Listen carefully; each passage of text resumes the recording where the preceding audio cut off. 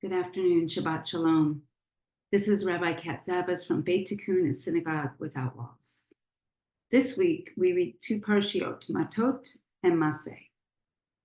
In these readings, the Torah defines the borders for Israel.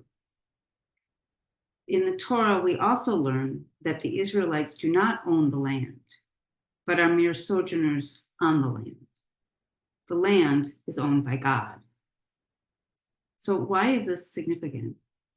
Because any possession of the land or the right to remain on the land is contingent upon Israel creating a society that is loving, just, and kind.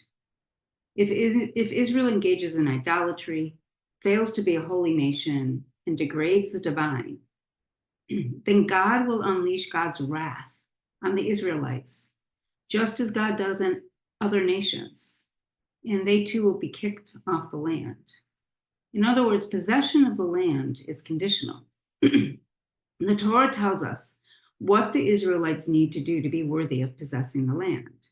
There are, of course, the 10 speech acts, also known as the 10 commandments, and other mandates that we are to follow. But let's focus on the first of the 10 speech acts that are on the second tablet. The second tablet contains the mandates or commandments for a community, whereas the first contains the commandments for individuals. So the first of the community mandates is that we shall not murder. Why? Because human beings are created in the image of God. So if we kill another human being, we are killing an image, a part of the divine. Not only are we not supposed to kill or murder another human being, we must act to prevent, or at least deter, such killing.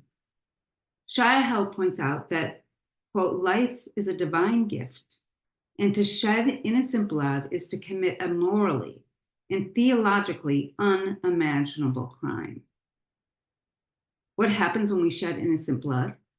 The first instance of this occurs in Genesis, in the story of Cain and Abel.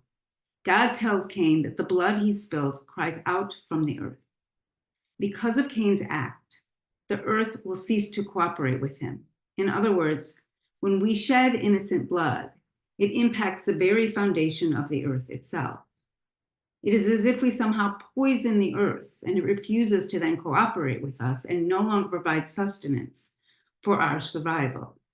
In Matot-Masei, in Numbers 35, 33 to 34, God warns the Israelites not to pollute the land in which they live with blood.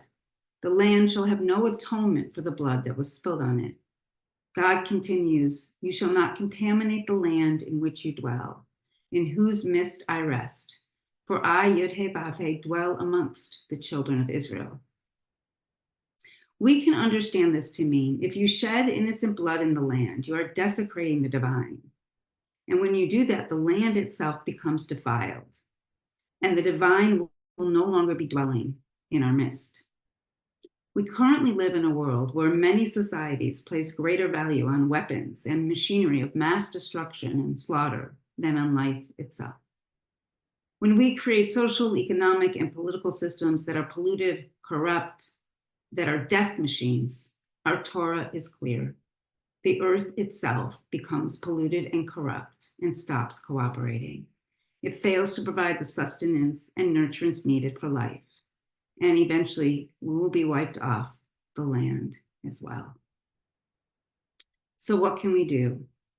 Speak up, take risks, make ourselves uncomfortable, demand that our countries and societies promote life, not death, insist that all lives are sacred and that no blood ever should be shed in our name.